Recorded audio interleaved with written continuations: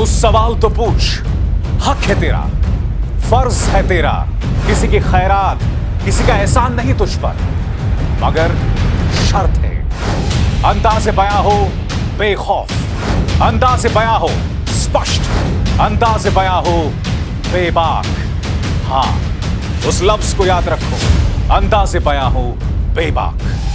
बेबाक। नमस्कार दोस्तों, मेरे इस मंच पर मैं अभिसार शर्मा आपका स्वागत करना चाहता हूं इस अपील के साथ कि आप मेरे इस वीडियो को सब्सक्राइब करेंगे और उस बेल आइकन को दबाएंगे ताकि जैसे ही कोई शो करूं सीधे आपके मोबाइल फोन्स तक पहुंच जाए। आपको पता है ना उत्तर प्रदेश में क्या हुआ है? शिक्षक पात्रता परीक्षा, स्कूल के टीचर्स के लिए जो जरूरी परीक्षा है, उसके लिए जो परीक्षा होनी थी, उसका पर्चा जो है शाम 6:30 बजे लीक हो जाता है और सुबह 9 बजे तक बिकता रहता है और उत्तर प्रदेश की आदित्यनाथ सरकार को भनक तक नहीं लगती। कितना बड़ा मजाक किया गया है बेरोजगारों के साथ दोस्तों, जो पिछले 2 साल से परीक्षा नहीं दे पाए थे। कितना बड़ा मजाक, क्योंकि जो सरकार जिन्ना गुन्ना पुन्ना पर ध्यान लगाती है, उनका ध्यान नौकरियों पे कहां जाएगा? जिन्ना के अनुयायियों से फिर दंगा करवाने की शरारत कर। एक तरफ सरदार पटेल हैं जो राष्ट्र नायक हैं, दूसरी तरफ खलनायक के रूप में राष्ट्र तोड़क जिन्ना भी हैं। जो ये दंगाई हैं, जिन्ना के अनुयायी हैं, और जिन्ना सदैव भारत के लिए खलनायक ही रहेंगे। तालिबान जैसे ही फिर से अफगानिस्तान में घुसा, तमाम स्वर उभरने लग गए थे। जो लोग आज जिन्ना का समर्थन कर रहे हैं, एक प्रकार से तालिबान का समर्थन भी कर रहे हैं। उनका ध्यान उन मुद्दों पर कहां जाएगा जिसका सीधा ताल्लुक आम इंसान के साथ है। मगर सबसे पहले दोस्तों, इन 2 वीडियोस के साथ मैं आपका ध्यान खींचना चाहूंगा। पहले वीडियो में देखिए दोस्तों, ये बुलंदशहर का वीडियो है। यहां पर लोग जो हैं वो प्रदर्शन कर रहे हैं, नारेबाजी लगा रहे हैं। बुलंदशहर में जहां पर यूपीटीईटी यानी कि उत्तर प्रदेश शिक्षक पात्रता टेस्ट हुआ था, उसको लेकर जैसे ही पेपर कैंसिल हुआ, उसको लेकर लोग नारेबाजी लगा रहे हैं।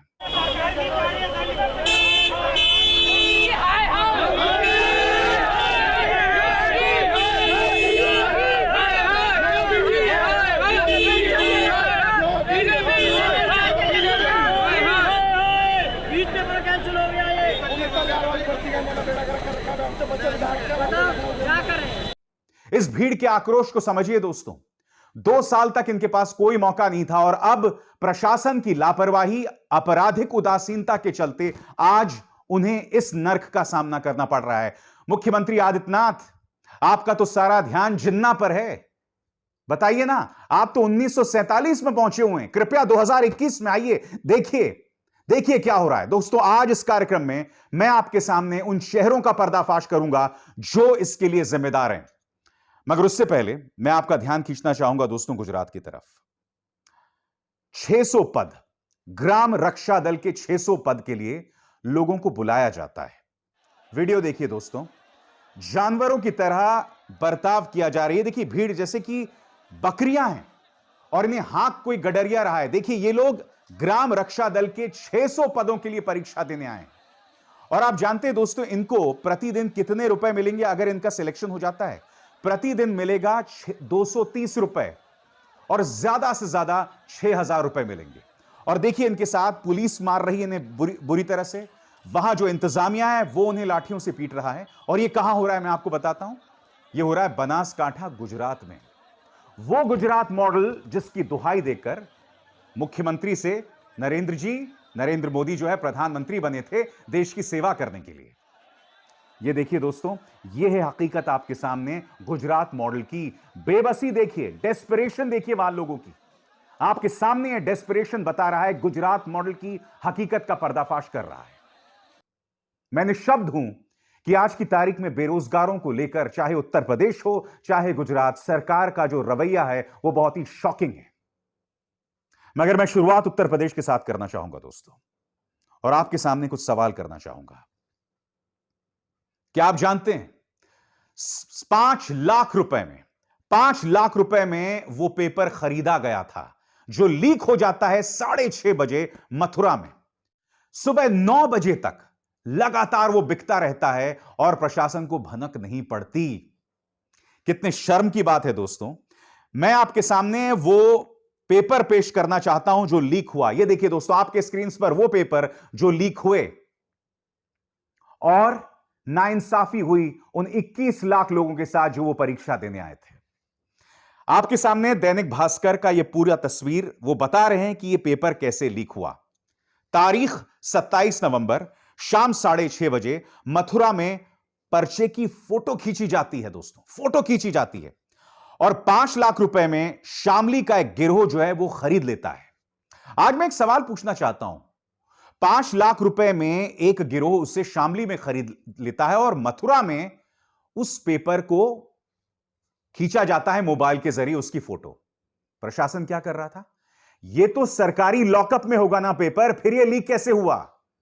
क्या आदित्यनाथ सरकार इस बात का जवाब देगी? क्योंकि आप तो रामराज की दुहाई देते हैं साहब। आगे देखिए दोस्तों, उसके बाद 2-2 लाख रुपए में प्रयागराज में 20 लोगों तक पहुंचा। इसके बाद 3 आरोपी गिरफ्तार होते हैं गोरखपुर में। आपके सामने यह है भास्कर में जो तस्वीर आई है, यह है 21 लाख छात्रों के दोषी। ये 3 लोग जो हैं, इनके नाम नीचे लिखे हैं। मनीष उर्फ मोनू, रवि, धर्मेंद्र को एसटीएफ ने पकड़ा है और इनसे पूछताछ की जा रही है। मगर मेरा सवाल फिर वही है दोस्तों, प्रश्न पत्र जो है वो डबल लॉक में था, डबल लॉक में, सरकारी संरक्षण में था, फिर उसकी फोटो कैसी खींची गई? आपने इन 3 लोगों को तो गिरफ्तार कर लिया है, इसके अलावा और भी करीब 23 गिरफ्तारियां की गई हैं, 23 लोगों को दबोचा गया है। मगर मेरा आपसे सीधा सवाल कि इतना बड़ा घोटाला हुआ कैसे, इसके लिए जिम्मेदार कौन है और क्या मुख्यमंत्री आदित्यनाथ लोगों को कटघरे में रखेंगे? क्या बड़ी बड़ी मछलियों को पकड़ा जाएगा? क्योंकि इन 23 संदिग्धों को गिरफ्तार कर लिया, मगर वो बड़ी मछलियां मैं आपके सामने पेश करना चाहता हूं दोस्तों, जो इस जिम्मेदारी से नहीं बच सकते। ये कौन कौन लोग हैं आपकी स्क्रीन पर एक एक। सर्वेंद्र विक्रम बहादुर सिंह, संजय कुमार खत्री, सर्वश्रेष्ठ त्रिपाठी, संजय कुमार उपाध्याय, आर.एन. विश्वकर्मा। ये कौन कौन लोग हैं? आपके मन में एक आशंका होगी, एक जिज्ञासा होगी, आखिर ये कौन लोग हैं दोस्तों? एक एक करके आपके स्क्रीन पर आने वाले हैं। सर्वेंद्र विक्रम बहादुर कौन है दोस्तों? यह है डायरेक्टर परीक्षा नियामक प्राधिकारी कार्यालय, उत्तर प्रदेश शिक्षक पात्रता परीक्षा, उत्तर प्रदेश टीईटी 2021 कराने की पूरी जिम्मेदारी इसी शख्स की है, जिसका नाम है सर्वेंद्र विक्रम बहादुर सिंह। मुख्यमंत्री आदित्यनाथ, आपसे मेरा सीधा सवाल कि सर्वेंद्र विक्रम बहादुर सिंह को इनाम दिया जाएगा क्योंकि उनका नाम सर्वेंद्र विक्रम बहादुर सिंह है, या फिर उन पर आप कार्रवाई करेंगे अगले 2 दिनों में? क्योंकि आप तो धमकी दे रहे हैं ना कि साहब गैंगस्टर एक्ट लगा दिया जाएगा, बुलडोजर का इस्तेमाल किया जाएगा। ये जो सफेद पोश हैं, इनको लेकर आप क्या करेंगे, मैं समझना चाहता हूं। दूसरा चेहरा आपके सामने, संजय कुमार उपाध्याय, ये हैं सचिव परीक्षा नियामक प्राधिकारी कार्यालय। इनकी जिम्मेदारी क्या है दोस्तों? प्रश्न पत्र के लिए एजेंसी चयन से लेकर मंडल मुख्यालय तक प्रश्न पत्र डिस्ट्रीब्यूशन तक की जिम्मेदारी संजय कुमार उपाध्याय की बहुत बड़ी जिम्मेदारी है।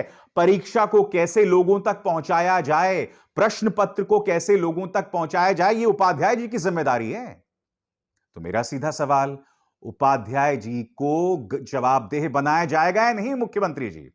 आगे आर.एन. विश्वकर्मा कौन है? ये DIEOS स्कूलों की निगरानी की जिम्मेदारी इनकी थी। इसके बाद संजय कुमार खत्री DMA साहब, इनकी पूरी जिम्मेदारी थी कि प्रश्न पत्र परीक्षा केंद्र तक सुरक्षित पहुंचाया जाए। संजय कुमार खत्री से प्रश्न पूछे जाएंगे कि नहीं?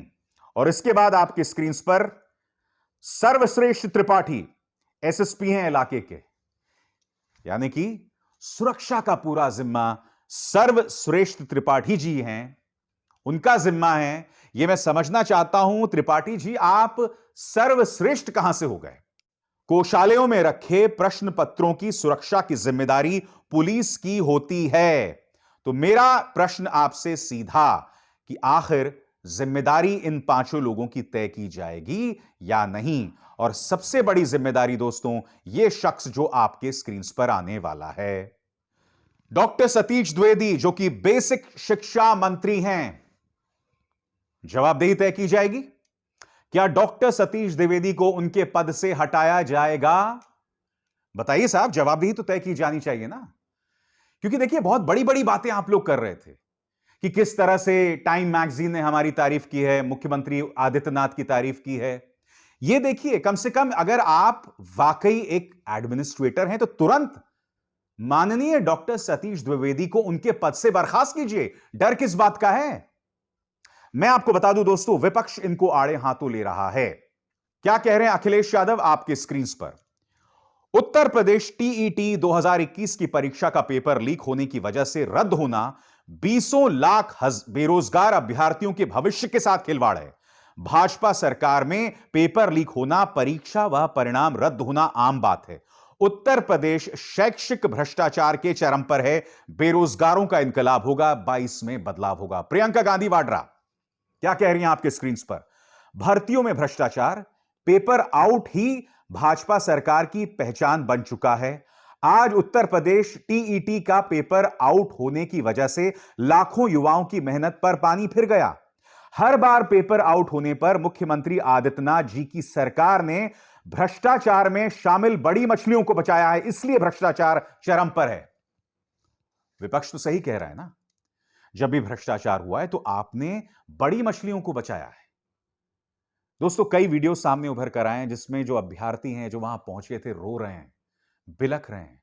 मैं समझना चाहता हूं जिम्मेदारी किसकी है, जवाबदेही तय की जाएगी कि नहीं, इन आंसुओं का हिसाब लिया जाएगा कि नहीं। 2 साल से कोरोना की वजह से वैसे ही सब कुछ बंद था, आज उनके पास पहरा मौका था। उत्तर प्रदेश प्रशासन कह रहा है कि साहब गैंगस्टर एक्ट लगाया जाएगा और 1 महीने में फिर से परीक्षा होगी। तो क्या आप मुझे यह भरोसा दिलाएंगे कि 1 महीने बाद यह फिर से लीक नहीं होगा? क्या आपके पास ऐसी फूल प्रूफ व्यवस्था है माननीय मुख्यमंत्री आदित्यनाथ? यह मत सोचिए दोस्तों कि यह खबर जो है सिर्फ उत्तर प्रदेश की है, क्योंकि यह परीक्षा देने कई जगहों से लोग आते हैं। मुद्दा यहां पर यह है कि जिस राज्य के बारे में बड़ा बड़ा दावा किया जा रहा है, जिस राज्य से माननीय प्रधानमंत्री सांसद हैं, जिस राज्य के मुख्यमंत्री को देश के अगले प्रधानमंत्री के तौर पर पेश किया जाता है, उस राज्य में यह हालत है। लॉ एंड ऑर्डर को लेकर क्या हालत है हम सब जानते हैं, सब जानते हैं दोस्तों। आपके सामने वो खबर आई थी जिसमें एक दलित बच्ची के साथ जो दुष्कर्म किया गया था और उसके बाद उसके पूरे परिवार को मार दिया गया था, सफाया कर दिया गया था।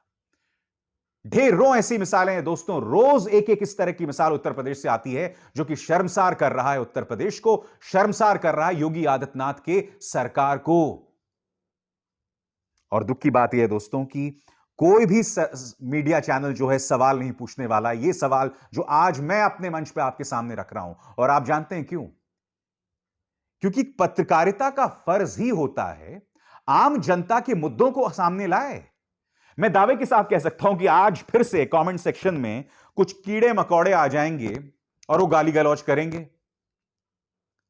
क्योंकि ये लोग जो हैं ज़ॉम्बीज हैं, यहां से पैदल खाली हो चुके हैं, इनका कोई भविष्य नहीं है। और जिस दिन इनकी आंखें खुलेंगी उस वक्त सब कुछ बर्बाद हो चुका होगा। न सिर्फ ये बर्बाद होंगे बल्कि इनके साथ जो इनके परिवार वाले हैं उन पर भी उसकी गाज गिरेगी। इसलिए मैं बार बार कहता हूं, सरकार को जवाबदेह बनाइए, जागरूक बनिए, क्योंकि जब तक नागरिक जो है जागरूक नहीं है, सरकार इस तरह की ज्यादतियां करती रहेगा और इस तरह के जो घटनाक्रम है उसका इतिहास दोहराया जाता रहेगा बार बार। मैं उम्मीद करता हूं दोस्तों, जो दर्द, जिस टॉर्चर से, जिस यातना से यूपी टीईटी परीक्षा देने वाले अभ्यर्थी गुजर रहे होंगे, वो संयम बरतेंगे। 1 महीने और की बात है, हम उम्मीद करते हैं कि 1 महीने बाद अच्छे से परीक्षा होगी और आप लोगों में से जो डिजर्विंग कैंडिडेट्स हैं उनका सिलेक्शन होगा। नमस्कार।